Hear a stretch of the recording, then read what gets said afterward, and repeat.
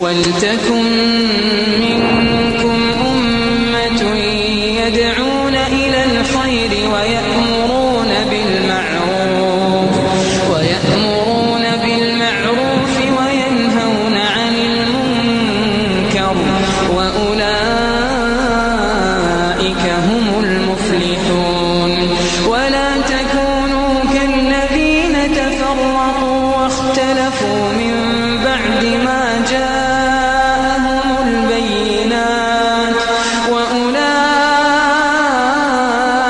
لهم عذاب عظيم. يوم تبيض وجوه وتسود وجوه